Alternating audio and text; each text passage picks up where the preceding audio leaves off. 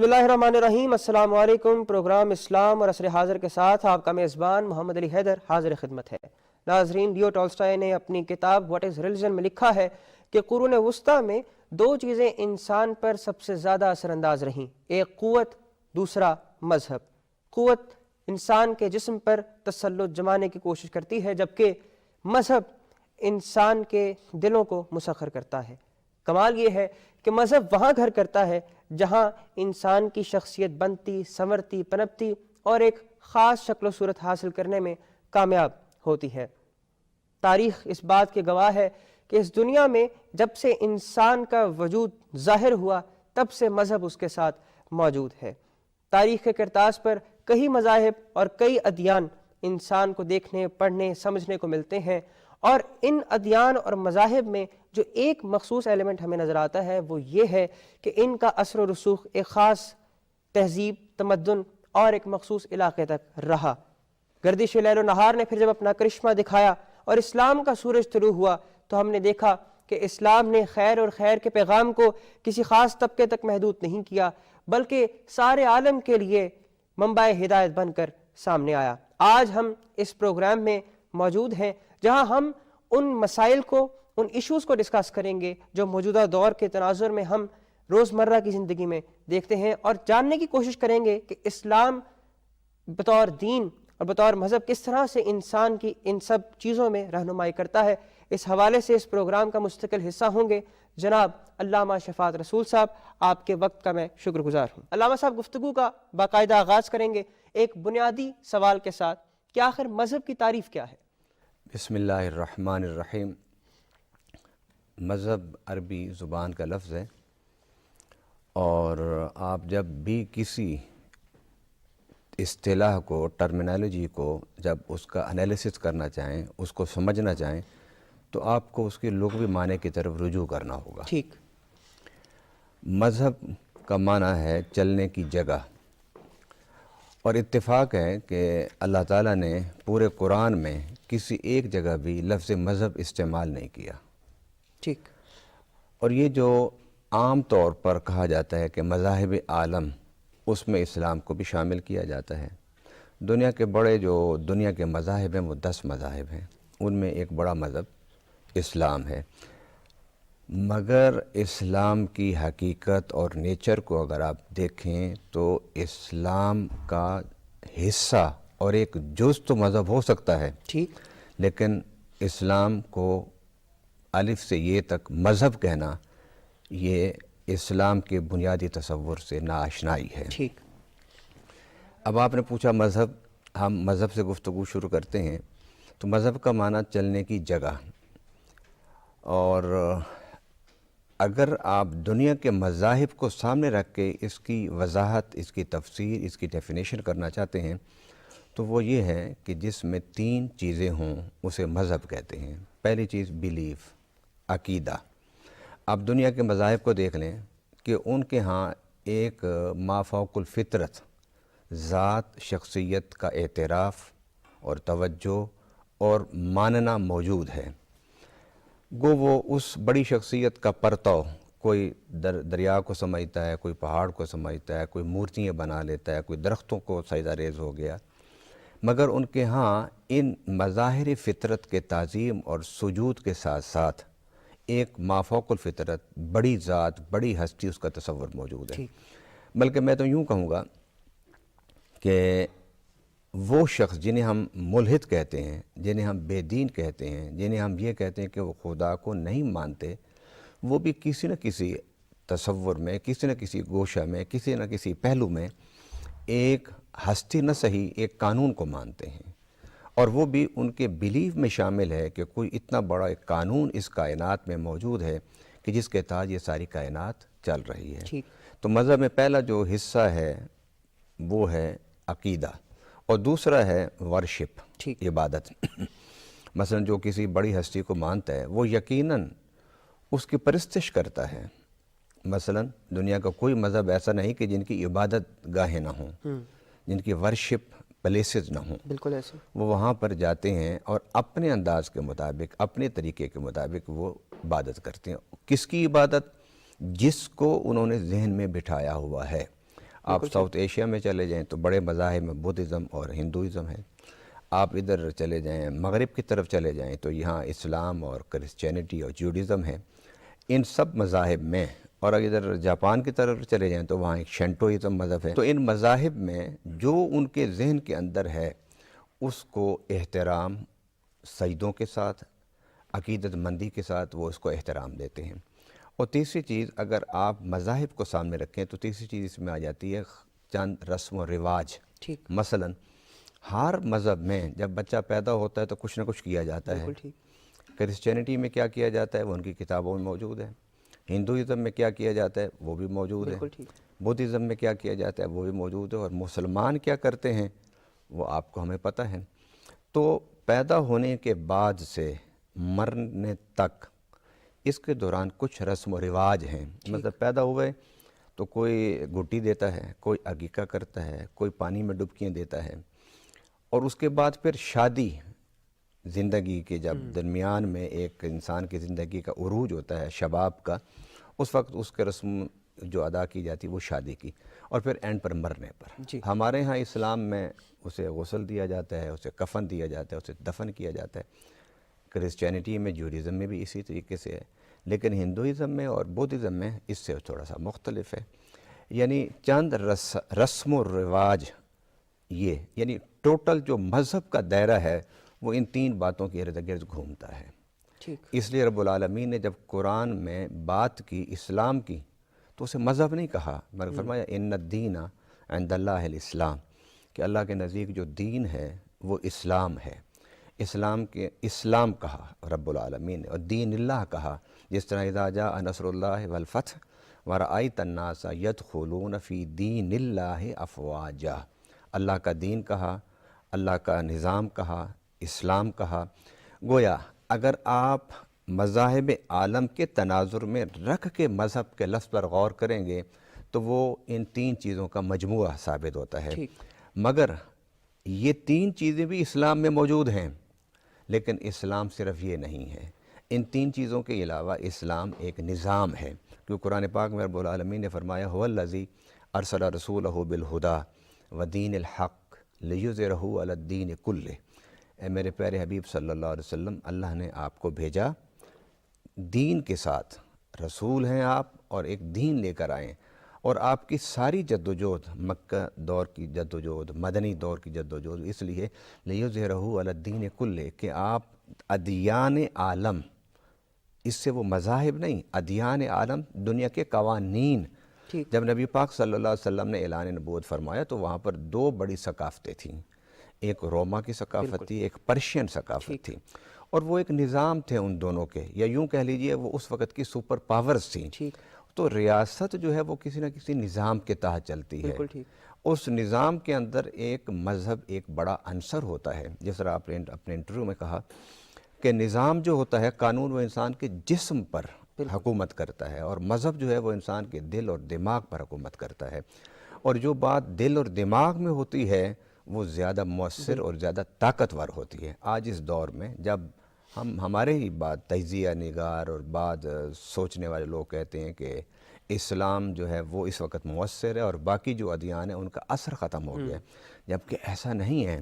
جب آپ کسی چیز کو، کسی نظریے کو مذہب کہہ رہے ہیں تو پھر اس کا اثر نہیں ختم ہو سکتا. بالکل ٹھیک. باقی رہی یہ بات کہ دنیا میں ایک یہ فینامنا پھیل رہا ہے کہ لوگ مذہب سے تھوڑا سا اپنے آپ کو الگ کر کے اب سوچنا شروع کیا ہے. بالکل. میں نے بے شمار سفر دوران ہوائی جہاز میں، ایئرپورٹس پر جب باتیں کی ہیں نوجوانوں کے ساتھ، تو بات کرتے ہی وہ یہ کہتے ہیں جی ہمارا کوئی مذہب نہیں ہے. لیکن جب تھوڑی دیر کے بعد بات چلتی ہے تو پھر مذہب نکل آتا ہے. بالکل. لہذا انسان کو جو ماں کی گود میں، باپ کی آغوش میں جو نظریات فیڈ کیے جاتے ہیں اس سے انسان جو ہے وہ نجات نہیں حاصل کر سکتا. علامہ صاحب، آپ نے نوجوانوں کی بات کی. نوجوانوں کے ہاں ایک مسکنسیپشن ہے کہ شاید مذہب جو ہے وہ ترقی میں حائل ہے. آخر یہ سوچ ان کے ذہن میں کیوں آتی ہے اور اس کا کاؤنٹر آرگومنٹ کیا ہے؟ اگر آپ اس کو اسلام سے ہم پہلے پر لے آتے ہیں. جی بالکل. اسلام سے پہلے دنیا پر پاپائیت کا نظام تھا. جی. اور جب پاپائیت کا نظام ٹوٹا، اور وہ ٹوٹا اس وقت کہ جب فلسفہ سائنس کی طرف سفر کر رہا تھا. جی.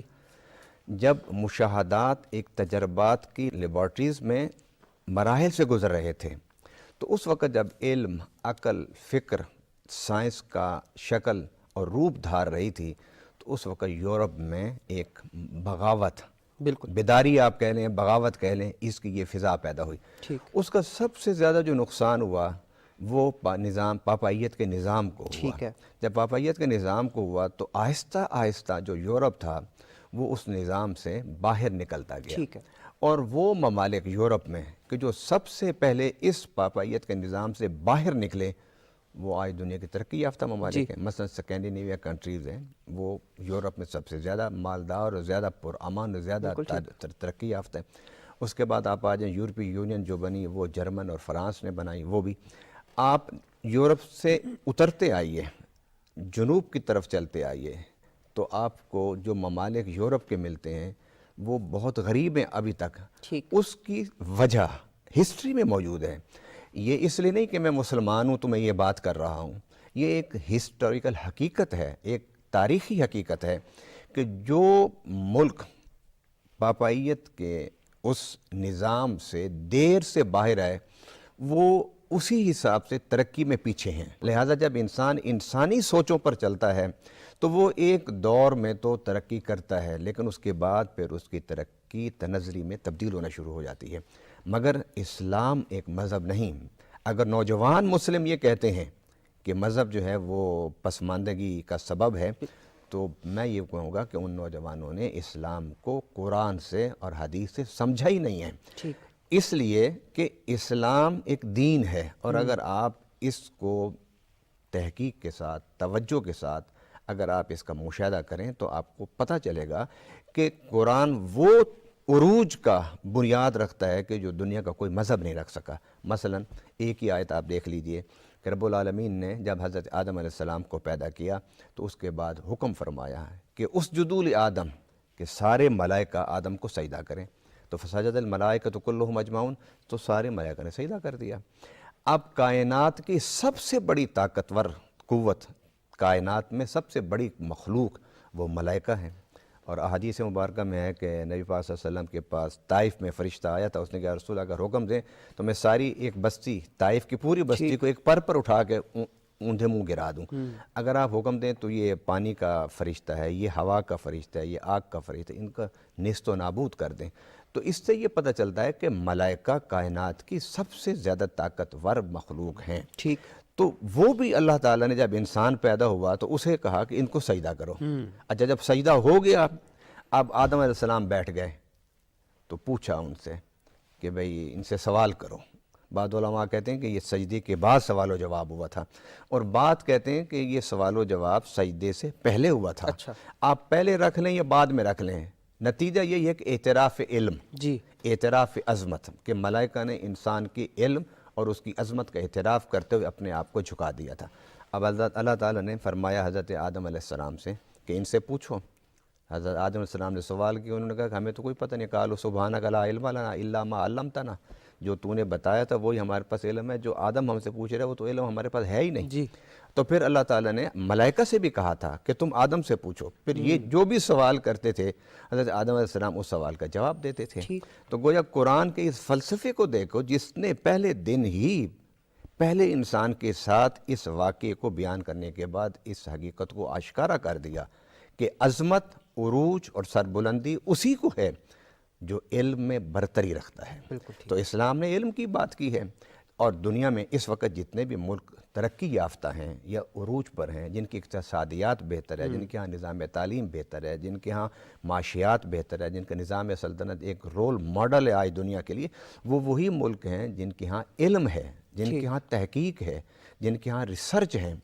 تو اسلام کو سامنے رکھ کے کوئی مسلمان نوجوان اگر یہ کہتا ہے کہ مذہب پسماندگی کی طرف لے جاتا ہے، یا مذہب جو ہے وہ دنیا میں پیچھے چھوڑ دیتا ہے انسان کو، مذہب ترقی نہیں کرنے دیتا، تو میں سمجھتا ہوں اس نے قرآن سے نہیں پڑھا۔ وہ بیان تو صاحب گفتگو کا سلسلہ ہم یہیں سے آگے شروع کریں گے۔ ناظرین حاضر ہوتے ہیں ایک وقفے کے بعد، ہمارے ساتھ رہیے۔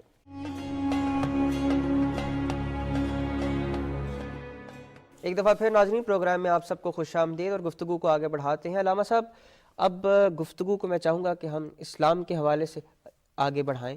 تو بنیادی سوال کہ اسلام کی تعریف کیا ہے؟ اسلام کا جو لفظ ہے اس کا اصل مادہ سین لام میم ہے، جس کو ہم سلامتی کہہ لیں، ٹھیک، تو یہ اس کا لغوی معنی ہے۔ الحمدللہ ہمیں یہ اعجاز حاصل ہے دنیا کے مذاہب میں کہ دین کا جو ہمارا دین ہے اس کا نام اسلام ہے، ٹھیک، اور اس اسلام میں اس کی اصل جو فکر ہے، اصل جو سوچ ہے، وہ خود آشکارا ہو جاتی ہے ٹھیک، کہ اب اللہ تعالیٰ نے وہ دین اختیار ہمیں عطا فرمایا کہ جس کا نام اسلام ہے، جس میں سلامتی ہے، جس میں امن ہے، جس میں پیار ہے، جس میں آتشی ہے، جس میں وحدت ہے۔ اب آپ دیکھیے، لیکن اس کے ساتھ ساتھ اسلام کا ایک تسلسل قرآن نے بیان کیا ہے، اور وہ یہ ہے کہ شرع لکم من الدین ما وصی بہ نوحا والذی اوحینا الیک وما وصینا بہ ابراہیم وموسیٰ وعیسیٰ ان اقیموا الدین ولا تتفرقوا فیہ۔ اللہ تعالیٰ فرماتا ہے یہ جو دین ہے پیارے ہم تمہیں دے رہے ہیں، یہی دین ہم نے تم سے پہلے انبیاء کرام کو عطا فرمایا تھا۔ ہمارے ہاں ہمارے جو دوسرے مذاہب کے پیروکار لوگ ہیں وہ اس حقیقت کو سمجھنے سے قاصر ہیں ابھی تک کہ دنیا میں جتنے بھی پیغام آئے، جتنی بھی کتابیں آئیں جنہیں ہم وحی کی کتابیں کہتے ہیں، اللہ کے وحی کے ذریعے آئیں، ان سب کا ایک ہی نام تھا اور وہ اسلام تھا۔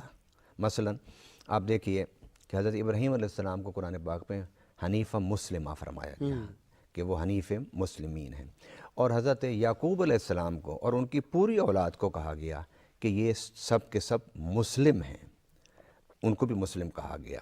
اور قرآن پاک میں اللہ تعالیٰ نے اس حقیقت کو اجاگر کیا کہ جو کتاب، جو وحی اور جو صحیفے ہم نے عطا کیے ہیں جبرائیل کے ذریعے سے، اس سب کا نام ایک ہی ہے۔ اچھا، مثلا قرآن پاک میں وَسَمَّاكُمُ الْمُسْلِمِينَ مِنْ قَبْلُ وَفِي هَذَا، اس اللہ نے تمہارا نام مسلم رکھا ہے، ٹھیک، اس کتاب میں بھی اور اس سے پہلے بھی۔ مقصد یہ ہے کہ رب العالمین کا جو پیغام ہے وہ انسانوں کے درمیان امن، سلامتی اور پیار، اس کو پیدا کرنے کے لیے ہے۔ اور اس حقیقت کو میں ایک حدیث سے واضح کرتا ہوں۔ نبی پاک صلی اللہ علیہ وسلم نے فرمایا الخلق عیال اللہ، کہ نبی پاک صلی اللہ علیہ وسلم نے فرمایا اللہ فرماتا ہے، یہ حدیث قدسی ہے کہ یہ ساری مخلوق جو ہے یہ میرا کنبہ ہے، میں خدا اس طرح ہوں جس طرح ایک کنبے کا سربراہ ہوتا ہے۔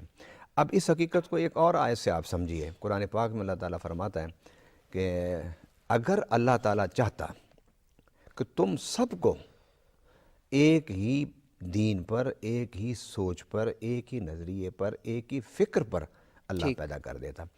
نبی پاک صلی اللہ علیہ وسلم سے فرمایا کہ حضور صلی اللہ علیہ وسلم بعد دفعہ رات کو سوتے نہیں تھے، اللہ، اس فکر میں جاگتے رہتے تھے کہ آج سارا دن میں نے تبلیغ کی، میں نے حکمت دنائی کی باتیں بتائیں، لیکن کسی نے میری بات پر توجہ نہیں کی۔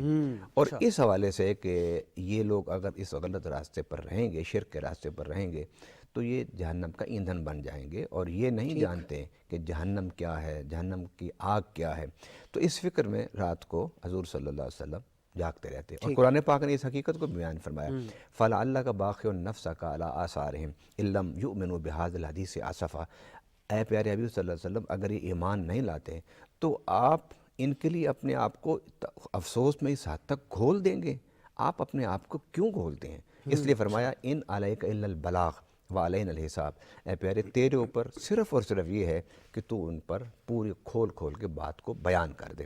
اسی طرح قرآن پاک میں حضور صلی اللہ علیہ وسلم کو فرمایا گیا، اور ان آیات میں ہمیں دعوت و تبلیغ کا اسلوب اور اصول اور ضوابط بھی ہمیں ملتے ہیں۔ فرمایا ادعو الی سبیل ربک بالحکمت والموعظۃ الحسنۃ وجادلہم باللتی ہی احسن، اے پیارے نبی صلی اللہ علیہ وسلم آپ حکمت و دانائی کے ساتھ ان تک میرا پیغام پہنچا دو، بس یہ آپ کی ذمہ داری، اس سے بڑھ کے آپ کی ذمہ داری نہیں ہے۔ باقی ان سے حساب کتاب لینا، ان سے پوچھنا۔ بلکہ قرآن کی ایک اور آیت میں آپ کے سامنے رکھتا ہوں جس میں رب العالمین نے فرمایا قل الحق من ربکم فمن شاء فلیؤمن ومن شاء فلیکفر، کہ ہم نے حق دے دیا، اب جو چاہے اسے قبول کرے اور جو چاہے اس کو رد کر دے. انا عادتنا للظالمین نارا، لیکن جو اس کو رد کر کے چلے گا اس کے لیے ہم نے آگ تیار کی. کیا مطلب کہ وہ غلط راستہ کا انتخاب کر رہا ہے، اور جو غلط راستے کا انتخاب کرے گا تو یقین نتیجہ اس کا صحیح نہیں ہوگا، اچھا نہیں ہوگا، خوبصورت نہیں ہوگا، وہ اسی غلط نتیجے کی طرف جائے گا. اب اسلام جو ہے، میں اس آپ کے سوال کے پہلے پہلو پر اس حقیقت کو واضح کر رہا ہوں کہ جو اللہ کی کتاب ہے، جو رب کا پیغام ہے، جو رب کی وحی ہے، وہ حضرت آدم علیہ السلام سے میرے آقا صلی اللہ علیہ وسلم تک قرآن نے اس پیغام کو اسلام کا نام دیا ہے. قرآن نے اس پیغام کو پہنچانے والوں کو مسلم کہا ہے، ان کو مومن کہا ہے. باقی الگ بات ہے کہ ہم نے پھر ان میں نام تھوڑے سے تبدیل کر لیے کہ کسی نے کہا کہ میں عیسیٰ علیہ السلام کا امتی ہوں تو میں مسیحی ہوں، میں عیسائی ہوں، کسی نے یہودی اپنے آپ کو کہا، کسی نے کچھ کہا. لیکن قرآن کے تناظر میں یہ سارا جو سسٹم ہے، یہ سارا نظام ہے، اس کا نام سلامتی ہے. اور یہ ایک حقیقت بھی ہے کہ جب ایک شخصیت سب کچھ دینے والی ہے تو وہ شخصیت یہ نہیں ہو سکتا کہ وہ ایسے پیغام دے کہ آپس میں انسانوں کو لڑا دے، وہ ایسے پیغام دے کہ انسان آپس میں الجھے رہیں، وہ ایسا پیغام دے کہ آپس میں لوگ دست و گریباں رہیں، جبکہ وہ دعویٰ کرتا ہے کہ میرا حیثیت یہ ہے کہ میں اس کائنات کا، بالخصوص انسان کا جو ہے میں وہ ہوں، رئیس ہوں، میں بڑا ہوں، میں سربراہ ہوں. جب اس حقیقت کو ہم سمجھ چکے تو اب آئیے ہم دین پر بات کر لیتے ہیں کہ اسلام جو ہے وہ دین ہے. اور دین کا معنی قرآن پاک میں مختلف معنی ہیں اس کے. لکم دینکم ولی دین، کہ تمہارے لیے تمہارا دین، میرے لیے میرا دین. جس طرح سورۃ الکافرون میں ہے کہ جس کی تم عبادت کرتے ہو میں نہیں کرتا، جس کی میں عبادت کرتے ہو تم نہیں کرتے، تم اپنی جگہ کرتے رہو کام، ہم اپنی جگہ کام کرتے رہیں، وقت آئے گا بتائے گا. قل یا قوم اعملوا علی مکانتکم انی عامل فسوف تعلمون من تکون لہ عاقبۃ الدار. مزاحمت نہ کرو، اپنی جدوجہد کو جاری رکھو، اور جدوجہد کے نتائج سے فیصلہ ہوگا کہ ماضی میں کس نے اچھی جدوجہد کی اور کس نے غلط جدوجہد علامہ صاحب کی. یہاں ایک اور سوال یہ بھی آتا ہے کہ ہمیں پڑھایا جاتا ہے، سکھایا جاتا ہے کہ اسلام ایک مکمل طرز حیات ہے. آخر اس کی پریکٹیکل امپلیمنٹیشن کیا ہے؟ دیکھیے اس کی پریکٹیکل امپلیمنٹیشن اگر آپ دیکھنا چاہیں تو دور نبوت میں آپ دیکھ لیں. یہ ایک ایسی تھیوری ہے جو ہم تک پہنچی ہے 14 صدیوں کے بعد، جس تھیوری پر میرے آقا صلی اللہ علیہ وسلم نے اس کے کرنے اول میں عمل کر کے دکھایا. مثلا اسلام جب اللہ تعالیٰ نے ہمیں عطا فرمایا تو اس وقت اللہ تعالیٰ نے اور اس کے پیارے حبیب صلی اللہ علیہ وسلم نے جو جدوجہد کا آغاز کیا، آپ اس کی اسٹریٹجی کو دیکھ لیں کہ مکی دور کی جتنی بھی قرآنی آیات ہیں یا قرآنی صورتیں ہیں، اس میں انسان کے فکر کو تعمیر کیا گیا. اور جب مدینہ میں آئے تو جب ایک اللہ تعالیٰ نے ایک جماعت تیار کر لی، پھر جب مدینہ میں آئے تو وہاں میثاق مدینہ ہوا، اور میثاق مدینہ کے بعد ایک اسلامی ریاست کا قیام ہوا. اگر اسلام میں انفرادیت، ایک انسان پہلے ایک فرد ہوتا ہے، پھر وہ خاندان بنتا ہے، پھر قبائل بنتے ہیں، پھر قبائل کے بعد ملک بنتا ہے. قبائلی نظام سے اس علاقے میں جب ترقی ہوئی تو ایک نظام کی صورت میں ایک ریاست قائم ہوئی. اب وہ جو ریاست تھی مدینہ کی، آپ اس کو دیکھ لیجئے کہ وہ آج بھی یورپ اگر فالو کر رہا ہے تو وہ یہی کہتا ہے کہ ہم نے اپنے ملک کے نظام معیشت کو سیدنا عمر فاروق رضی اللہ تعالیٰ عنہ کے دور معیشت سے لیا ہے، دور حکومت کے معیشت سے لیا ہے. مثلا آپ کا یہ فرمان کہ اگر نہر فرات کے کنارے پر کوئی ایک کتا رات کو بھوکا سو جائے، ہمارے ہاں کچھ لوگ کہتے ہیں کہ مر جائے، مرنے کی بات نہیں کی آپ نے، ایک رات بھوکا سونے کی بات کی ہے. فرمایا اس کا حساب بھی اللہ تعالیٰ قیامت کے دن عمر سے لے گا. اگر اسلام فقط ایک عقیدے کا نام ہوتا تو رسول اللہ صلی اللہ علیہ وسلم اپنی حیات مبارکہ میں اتنی بڑی ریاست کا قیام نہ کر کے جاتے، کیونکہ نبی وہی کچھ کرتا ہے جس کا اس کو حکم ہوتا ہے. آپ قرآن پاک کو دیکھ لیجئے کہ ما ینطق عن الہویٰ ان ہوا الا وحی یوحیٰ، کہ نبی تو بولتا تک نہیں رب کی مرضی اور اجازت کے بغیر، تو وہ قدم کیسے اٹھائے گا؟ اور قرآن پاک میں بے شمار مقامات پر ہے کہ میرا نبی صلی اللہ علیہ وسلم اتباع کرتا ہے اس کی، جو میں اس کی طرف وہی کرتا ہوں. تو ایک ریاست کا قیام اگر دین اسلام کے مزاج کے مطابق نہ ہوتا تو کبھی بھی حضور صلی اللہ علیہ وسلم ایک ریاست کو قائم نہ کرتے. پھر آپ دیکھیں اس ریاست کو قائم کرنے کے بعد اس ریاست کو بچانے کے لیے، اس کے استحکام کے لیے، اس کے تحفظ کے لیے حضور صلی اللہ علیہ وسلم نے 28 تو وہ جنگیں جس میں خود حضور تشریف لے گئے. ٹھیک. یہ الگ بات ہے کہ یہ جنگیں جو حضور صلی اللہ علیہ وسلم نے کی یہ دفاعی جنگیں تھیں، یہ جارحیت والی جنگیں تھیں.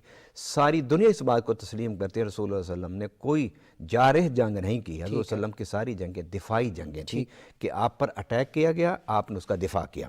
اب اتنی بڑی ایک جدوجہد جو 11 سال کے دور پر محیط ہے، اور وہ اسی لیے تھی کہ ایک ریاست کو بنایا جائے، ایک ریاست قائم کی جائے جس میں ایک نظام عادلانہ ہو، جس میں معیشت ہو، جس میں معاشرت ہو، جس میں ایک اچھے اخلاق والا ہو تعلیم. اب آپ دیکھیے جب بدر کے میدان میں جو لوگ قید ہوئے تھے تو حضور صلی اللہ علیہ وسلم نے ان سے فدیہ لیا تھا، اور فدیہ 4000 درہم تھا. اور جن کے پاس یہ نہیں تھا ان کو رسول اللہ صلی اللہ علیہ وسلم نے کیا فرمایا تھا کہ تم مدینہ کے 10 بچوں کو تعلیم دے دو. آپ جانتے تھے کہ کسی بھی ریاست کی مضبوط بنیادوں پر قائم کرنے کے لیے ضروری ہے کہ وہاں ایک بہتر نظام تعلیم ہونا چاہیے.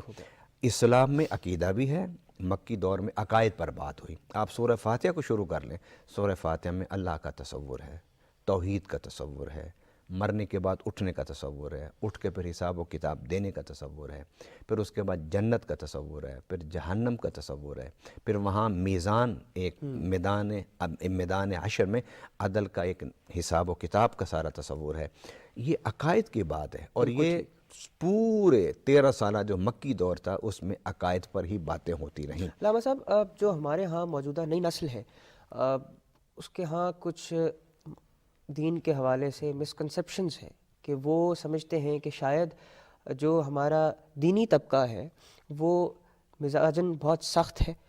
اس سختی کو دیکھتے ہوئے وہ پھر اس طبقے سے استفادہ حاصل کرنے کے بجائے استفادہ نہیں کرتے بلکہ ان سے دور بھاگتے ہیں، اور پھر وہ ایسے ٹریک کا انتخاب کر لیتے ہیں جو ان کے لیے ٹھیک نہیں ہوتا، کیونکہ ان کو دراصل صحیح ڈائریکشن کی تو ضرورت ہوتی ہے. موجودہ دور میں جو اتنا تیز رفتار دور ہے، اسلام انسان کا ہاتھ کیسے تھامتا ہے، اور بالخصوص نوجوان نسل کو اسلام کی جانب راغب کرنے کا کیا طریقہ کار بتاتا ہے؟ دیکھیے بات یہ ہے کہ آپ کے سوال کا پہلا حصہ یہ کہ ہماری نوجوان نسل مذہب سے، اسلام سے، دین سے دور ہیں. اس کی سب سے بڑی وجہ یہ ہے کہ ہم جس انداز سے مذہب کی تعبیر اور توجیہ اور وضاحت کر رہے ہیں شاید وہ عقلیت پر مبنی نہیں ہے، وہ دلائل پر مبنی نہیں ہے، جس کی وجہ یہ ہے کہ معاشرہ ایک اور رخ پر جا رہا ہے اور ہماری جو تبلیغ کا اسلوب اور انداز ہے وہ دوسری رخ پر جا رہا ہے. اب دوسری طرف ہم آتے ہیں کہ اسلام، ہمارا موضوع ہے اسلام اور عصر حاضر. اس کا مطلب یہ ہے کہ اسلام 14 صدیوں پہلے جس طرح انسان کی رہنمائی کر رہا تھا اور 14 صدیوں سے کرتا آیا ہے اور آج بھی وہ کر سکتا ہے، اور قیامت تک اسلام انسانیت کی رہنمائی کے لیے اسی طرح مفید اور مؤثر ہوگا جس طرح پہلے تھا. اب اس کا تعین کرنا ہوگا کہ ہمیں کس انداز سے اسلام کو ہر دور کے لیے قابل قبول بنانا ہے. بالکل. اس کے لیے علماء کرام نے مختلف باتیں لکھی ہیں، اس میں سے ایک بات میں کر دیتا ہوں. اس حقیقت کو ذہن میں رکھیے کہ اسلام جو ہے وہ عقل، فکر اور دلائل پر مبنی ایک مذہب ہے، ایک دین ہے، ایک سوچ ہے، ایک نظریہ ہے. لیکن میں اسے اس انداز میں کہتا ہوں کہ لیکن اس کی وضاحت اور اس کی تبلیغ اور اس کی دعوت شاید ان لوگوں کے ہاتھ میں آ گئی ہے کہ جنہیں علوم عصریہ پر عبور نہیں ہے، جن کے پاس وین کی کمی ہے، جس کا نتیجہ یہ ہے کہ وہ جب ممبر پر بیٹھتے ہیں، ارشاد اور دعوت کا کام کرتے ہیں تو وہ ایک بڑے ہی محدود انداز میں اسلام کو پیش کرتے ہیں، جس سے ہمارے نوجوان کے ذہن میں یہ بات ابھرتی ہے کہ یہ جو شخصیات اسلام کو پیش کر رہے ہیں یہ وہ اوریجنل وہ اسلام نہیں ہے کہ جو اوریجنل اسلام نبی پاک صلی اللہ علیہ وسلم نے پیش کیا تھا، صحابہ کرام نے پیش کیا تھا اور اسے قائم اور نافذ کر کے دکھایا تھا. یہ جو میں یہ نہیں سمجھتا کہ کوئی مسلمان کلمہ پڑھے اور وہ اسلام سے پھر دور رہے. اس کے دور رہنے کی یا اس کی غلط فہمیوں کا شکار رہنے کی وجہ یہ ہے کہ اسلام کو جو پیش کرنے کا طریقہ ہے شاید اس میں درستگی کی ضرورت ہے. اچھا اسلام کو پیش کرنے کے لیے جو اسلوب ہے اس میں دلائل ہونے چاہیے. اسلام کو پیش کرنے کا جو اسلوب ہے اس میں برہان ہونی چاہیے. اسلام کو پیش کرنے کا جو اسلوب ہے اس میں وسعت نظر ہونی چاہیے. اسلام کو پیش کرنے کا جو اسلوب ہے اس میں قرآن پاک کو بنیاد اور اصول بنا کے اس کو پیش کرنا چاہیے. مثلا ابھی آپ نے ایک سوال شروع میں کیا تھا کہ مذہب سے وابستہ لوگ وہ دنیا میں بظاہر کامیاب نظر نہیں آتے. جی اب اسی کو آپ دیکھ لیں, اسی میں اس سوال کی بھی وضاحت کر دوں گا. ہمارے ہاں دنیا کے ہر مقصد کی کامیابی کے لیے ہمارے ہاں یہ کہا جاتا ہے کہ آپ اگر نماز نہیں پڑھتے تو آپ ناکام ہوں گے. آپ اگر نماز روزہ نہیں رکھتے تو آپ دنیا میں بھی ناکام ہو جائیں گے. آپ اگر حج نہیں کرتے تو آپ کی دنیاوی جو ترقی ہے وہ رک جائے گی. اب اس قسم کی جب ہم بات کریں گے تو نوجوان یہ پوچھتا ہے کہ جن لوگوں جس قوموں نے ترقی کی ہے وہ تو ان میں سے کوئی عمل نہیں کرتی. بالکل ٹھیک. تو پھر ہماری جو گفتگو ہے اس میں لاجک ختم ہو جاتی ہے, اس میں دلیل نہیں رہتی, اس میں عقلیت نہیں رہتی. اب اسی ایک بات کو, کیونکہ اب دنیا جو ہے وہ گلوبل ویلیج, بلکہ گلوبل ویلیج سے بھی آپ آگے کہہ لیجئے گلوبل ہٹ بن چکی ہے. آج صبح بندہ پاکستان بیٹھا ہے, شام کو امریکہ بیٹھا ہوتا ہے, اگلے دن یورپ بیٹھا ہوتا ہے, نہیں جا سکتا تو وہ ٹی وی پر مواصلات پر ساری چیزیں دیکھ رہا ہے. وہ کہتے ہیں کہ یار وہاں تو یہ چیزیں نہیں ہیں, تو پھر وہ لوگ کیسے ترقی کر گئے. یہاں میں اپنے نوجوانوں سے کہوں گا کہ یہ جو عبادات کا چیپٹر ہے یہ اللہ تعالیٰ نے انسان کی دنیا کی بہتری اور برکت تو ہے اس میں, لیکن اصل اس میں جو بہتری اور برکت و نجات ہے وہ قبر کی ہے, وہ آخرت کی ہے. باقی رہی دنیا کی ترقی کے لیے جو اصول اور جو ضوابط ہیں آپ اسے قرآن میں پڑھ لیجئے. قرآن پاک میں رب العالمین نے بڑے واضح الفاظ میں فرمائے الم ترو ان اللہ سخر لکم ما فی السماوات و ما فی الارض واسبغ علیکم نعمہ ظاہرۃ و باطنہ. کیا تم نے نہیں دیکھا کہ اللہ تعالیٰ نے تمہارے لیے مسخر کر دیا, تمہارے تابع کر دیا جو کچھ آسمانوں میں ہے اور جو کچھ زمین میں ہے. اور جب تم اس تسخیر کے راستے پر چلو گے تو ہم تمہیں نعمتیں دیں گے نہیں بلکہ فرمایا انڈیلیں گے. مثلا اب بالٹی ہے, اس میں آپ مگا لے کے پانی اپنے اوپر ڈالتے ہیں, یہ ہے ایک ایک مگا ڈالنا. ایک یہ کہ آپ بالٹی اٹھا کے اپنے اوپر انڈیل لیتے ہیں. تو رب العالمین کہتے ہیں کہ سورہ لقمان میں کہ میں نے تمہیں تسخیر کا راستہ تمہارے لیے آسان کر دیا. اور ساری کائنات, اب پہاڑ میں بڑی طاقت ہے, انسان اس کے سامنے اس کی کیا حیثیت ہے, چھوٹا سا 5-6 فٹ کا قد ہے انسان کا, لیکن انسان کے اس جسم میں جو اللہ نے عقل رکھ دی ہے وہ عقل ان پہاڑوں کو مسخر کر دے گا. ناظرین گفتگو کا سلسلہ آگے یہیں سے بڑھائیں گے. حاضر ہوتے ہیں ایک چھوٹے سے بریک کے بعد, ہمارے ساتھ رہیے.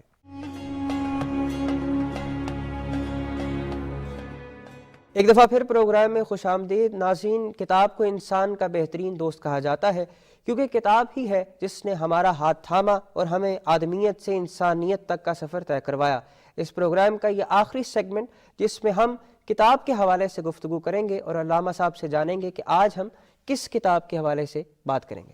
انسان کی تاریخ کو اگر دیکھیں تو انسان کی تاریخ کا جو پہلا شاہکار ہے وہ سیدنا آدم علیہ السلام. کو سائنس اور تحقیق تو بتاتی ہے کہ انسانیت کے پروسیس کا جو عمل تھا وہ اس سے پہلے کا شروع ہو چکا تھا. سارے اختلافات کو ایک طرف رکھتے ہوئے یہ بات متفق علیہ ہے کہ زمرہ انسانیت میں, گروہ انسانیت میں پہلا انسان جو ہادی بن کر آیا وہ سیدنا آدم علیہ السلام تھے. اور یہ وہ حقیقت ہے جس پر دنیا کی 2/3 میجورٹی جس پر متفق ہے. بلکہ اگر یوں کہا جائے کہ پوری انسانیت اس بات پر متفق ہے کہ ایک ہادی اول تھے, نام ان کا کیا تھا اس میں اختلاف ہے. اب آپ دیکھیے کہ سری لنکا میں ایڈم پیکس ہے, ایک بہت بلندی پر پہاڑ ہے, اس پہاڑ کا نام انہوں نے یہ رکھا ہوا ہے. اس پہاڑ کی خوبی یہ ہے کہ اس پر حضرت آدم علیہ السلام جب نازل ہوئے تھے, اترے تھے, تو ان کا قدم مبارک ہے, اس کے نشان موجود ہیں. تو اس کا مطلب ہے کہ جو ساؤتھ ایشیا کے ممالک ہیں وہ بھی حضرت آدم علیہ السلام کو جانتے ہیں اور مانتے ہیں کہ وہ پہلے ہادی تھے جس سے اللہ تعالیٰ نے آسمانوں سے اتارا تھا. اس گفتگو کے بعد کہ سیدنا آدم علیہ السلام ایک متفق علیہ ہادی ہیں جس کو دنیا کے سارے مذاہب بلا اختلاف تسلیم کرتے ہیں, نام کا اختلاف اپنی جگہ پر، کچھ خصوصیات میں اختلاف وہ ایک الگ بحث ہے۔ ٹھیک ہے۔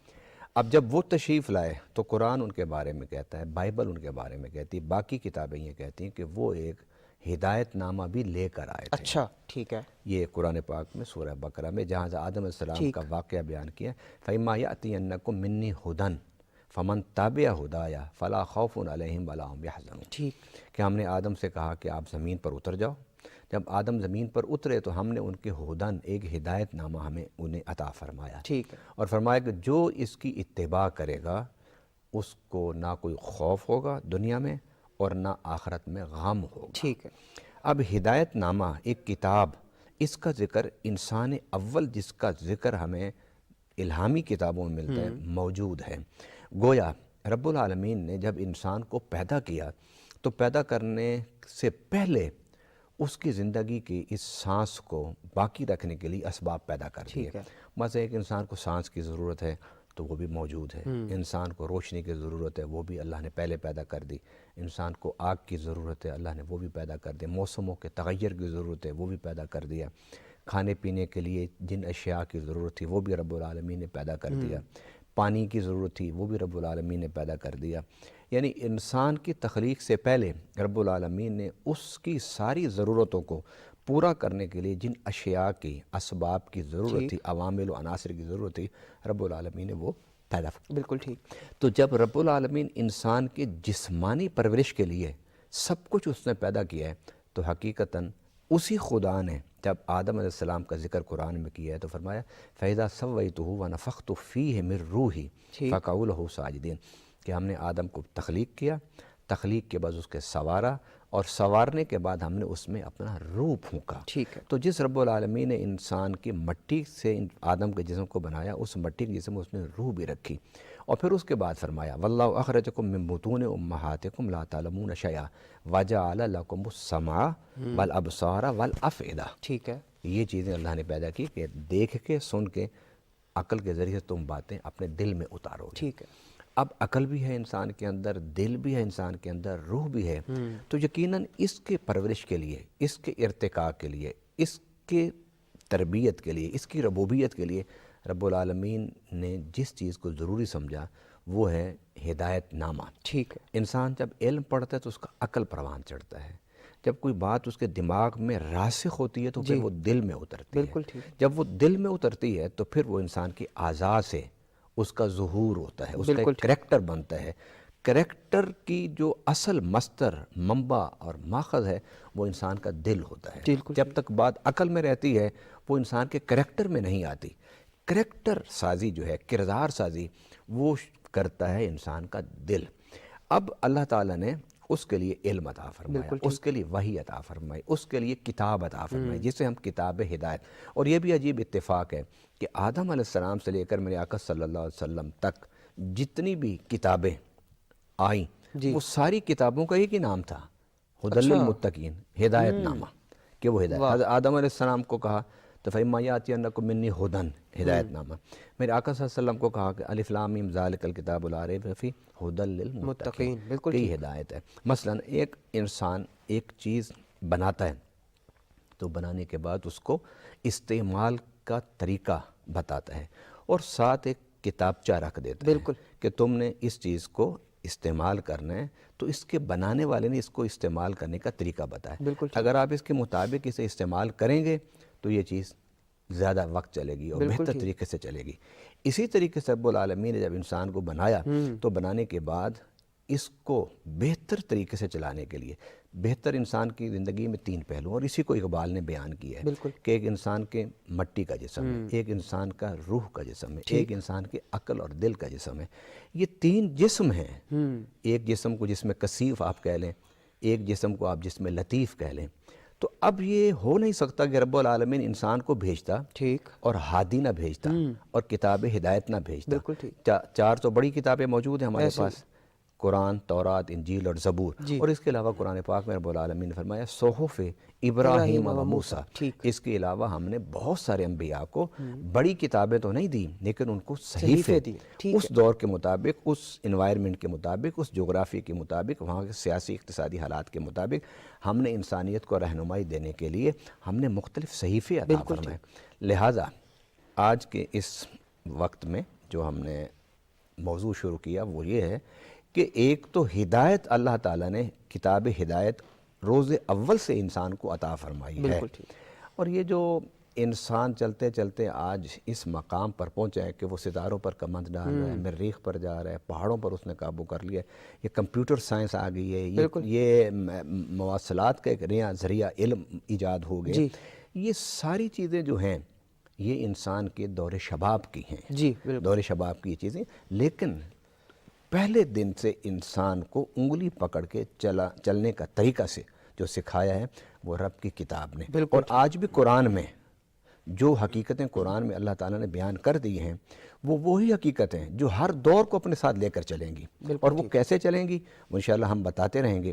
لیکن اب اس کتابوں میں سب سے بڑی کتابیں جو ہیں وہ الہامی کتابیں ہیں۔ میں یہاں پر ایک حقیقت واضح کرنا چاہتا ہوں کہ جتنے بھی سائنسدان ہیں، خواہ وہ کسی بھی مذہب سے ہوں، جتنے بھی فلاسفر ہیں، خواہ وہ کسی نظریے سے وابستہ ہوں، ان کو جب آپ تحقیق سے دیکھیں گے، نظر عمیق سے دیکھیں گے، تو ان کی فکر میں، ان کی کتابوں میں، ان کی سوچ میں اللہ کی کتابوں کی ہدایت آپ کو نظر آئے گی۔ واہ!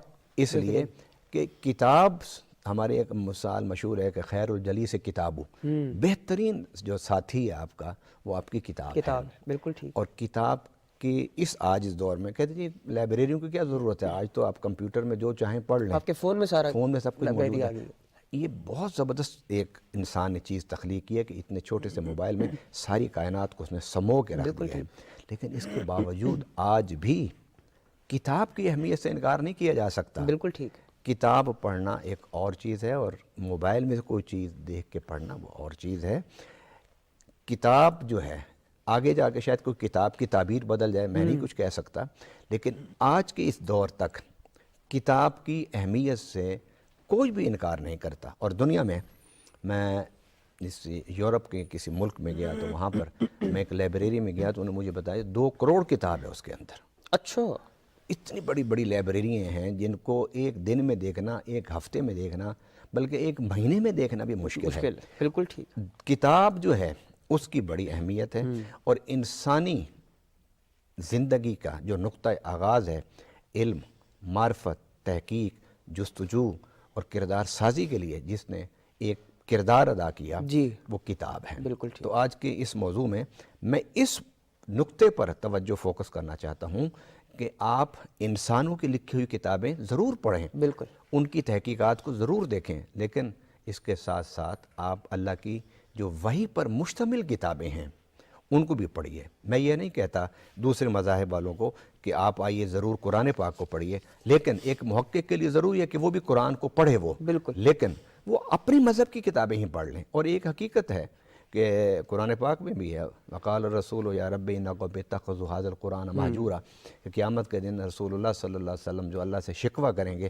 وہ یہ شکوہ ہوگا کہ میری امت نے قرآن چھوڑ دیا۔ اللہ، اور یہ ایک عجیب سا فنامنا ہے کہ ہر مذہب والے نے اپنے مذہب کی الہامی کتابوں کو پڑھنا، اس پر تحقیق کرنا چھوڑ دیا ہے۔ ایک تھوڑا سا طبقہ ہوتا ہے جو اس کتاب کو پڑھتا بھی ہے، سوچتا بھی ہے، لکھتا بھی ہے، بیان بھی ہے، حالانکہ من حیث المسلم یا کسی بھی آپ مذہب کے پیروکار ہیں، آپ کے مذہب کی کتاب آپ پر لازم کرتی ہے، ضروری قرار دیتی ہے کہ آپ اپنے مذہب کی کتابوں کو ضرور پڑھیں۔ بالکل ٹھیک۔ میں یہ کہتا ہوں کہ اللہ کی دی ہوئی جو کتاب ہے اس کو ضرور پڑھیں، کیونکہ وہ جو کتاب دینے والا ہے وہ تمہیں جانتا بھی ہے کہ تم سوچتے کیا ہو، تم کھاتے کیسے، تم نے کھانا کیا ہے، تم نے پینا کیا ہے، تم نے دن کیسے گزارنے، تم نے رات کیسے گزارنی ہے، تم نے ماں باپ کے ساتھ کیسے زندگی گزارنی ہے، تم نے اولاد کے ساتھ کیسے زندگی گزارنی ہے، اپنے اساتذہ کے ساتھ، اپنی ریاست میں کیسے زندگی گزارنی ہے، اور اس مظاہر فطرت کو آپ نے کس طرح ان پر نظر رکھنی ہے، ان کو کیسے تسخیر کرنا ہے،